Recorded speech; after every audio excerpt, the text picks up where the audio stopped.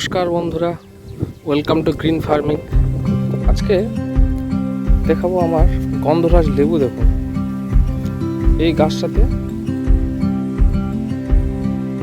লেবু মোটামুটি ওই 30-40টার মতন আছে আর কি।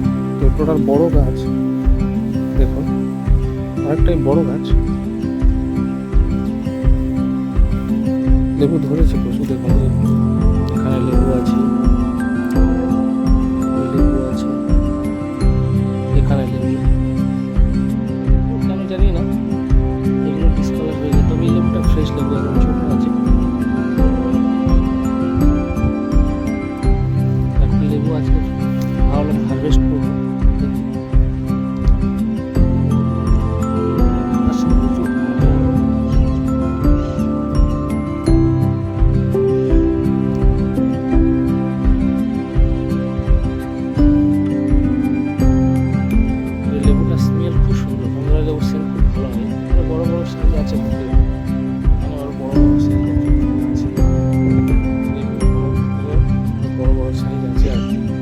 গাছটার গোড়াতেও আমি যত্ন করেছিলাম, ওই গোবর সারটা আমি সব গাছে দিই, বলি গোবর সার আর খোল আর হিউমিক অ্যাসিড।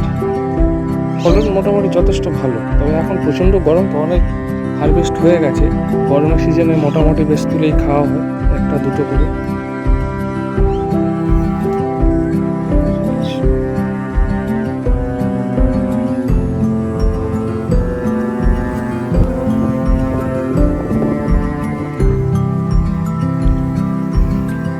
গাছের সাইডে একটা ফুল গাছ দেখাবো। এই ফুল গাছটা কি আমাদের বাড়িতে টবে রাখেন বা বাড়িতে যদি রাখেন, খুব ভীষণ ভালো একটা ফুল, কত সুন্দর সুন্দর ফুল ফুটেছে দেখুন।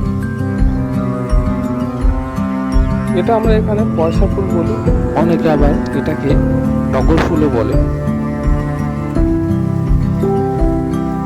প্রচুর সকালবেলা পুজো দেওয়ার জন্য খুব কাজে লাগে আর কি।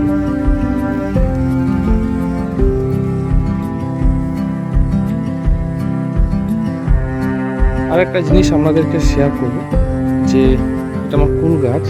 কুল গাছে কিন্তু এখন বর্ষাকাল আসেনি, গরমের সময়, তো বর্ষার আগের মুহূর্তে গাছে কিন্তু ফুল ধরে গেছে।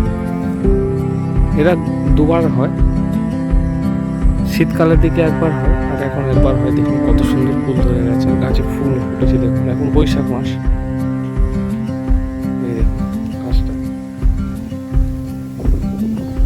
গাছটা অনেক বড় গাছ, ফুল ধরেছে ভেতরে, পাতার মধ্যে পাতাও সবুজ, তো এটাও সবুজ, বোঝা যাচ্ছে না।